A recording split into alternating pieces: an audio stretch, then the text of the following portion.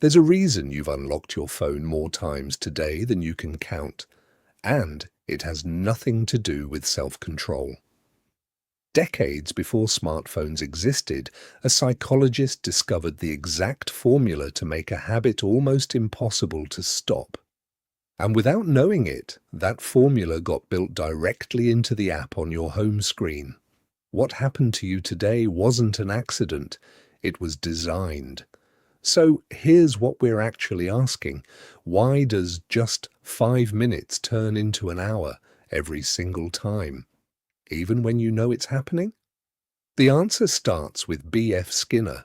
Skinner found that if you reward a behavior every single time, it stays predictable, but reward it unpredictably, and it becomes almost impossible to stop. This is called a variable ratio reinforcement schedule, and it's the same mechanism that makes slot machines addictive. Your brain isn't chasing the reward, it's chasing the uncertainty of not knowing when the reward is coming.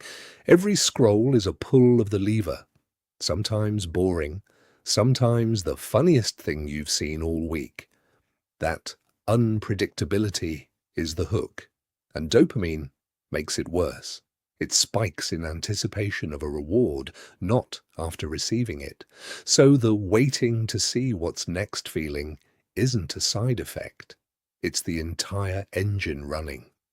Now add the world around you. We live in a culture where being unreachable feels suspicious. Don't reply in an hour, people assume something's wrong. Miss a trend, you feel disconnected in conversations. Platforms didn't just build a habit, they built a social expectation that constant presence is normal. So even when you want to put the phone down, a quiet cultural voice tells you that disconnecting means falling behind. There's a biological layer too. Screens emit blue light, and blue light suppresses melatonin, the hormone that signals your body it's time to wind down. So late-night scrolling doesn't just steal time, it chemically delays the moment you'd naturally feel sleepy. Which is why one more video at 11 p.m. turns into 1 a.m. without you noticing.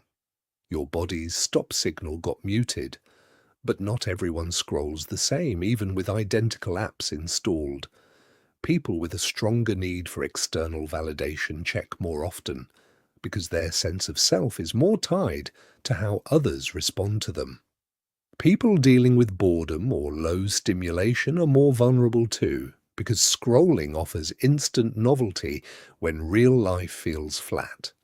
So, if you scroll more than people around you, it doesn't mean you're weaker.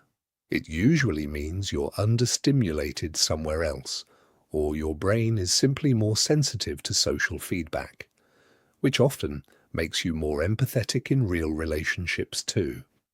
This goes deeper than habit for a lot of people. Maybe you started scrolling to avoid a stressful thought. Maybe it became your escape during a lonely stretch, a breakup, a hard year. Your brain doesn't forget that. So now, when stress shows up, your hand reaches for the phone automatically. Not because you're addicted to the app, but because your brain learned that this action equals relief. That association doesn't vanish just because time passed. Here's the shift worth sitting with. The same brain that makes you vulnerable to this pattern is highly responsive to reward and deeply wired for connection. That's not a flaw, that's sensitivity. The same trait that makes you a good friend, someone who notices when others are upset. You're not broken. You have a normal human brain interacting with a system engineered by teams of people specifically to outsmart normal human brains. And you're far from alone.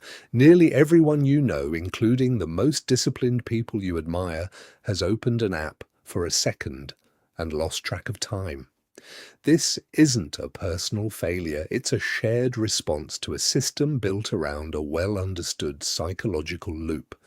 So next time you catch yourself deep in a scroll you didn't mean to start, don't spiral into guilt, just notice it.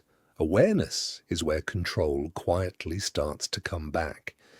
If this explained something you felt for a long time, tell me in the comments.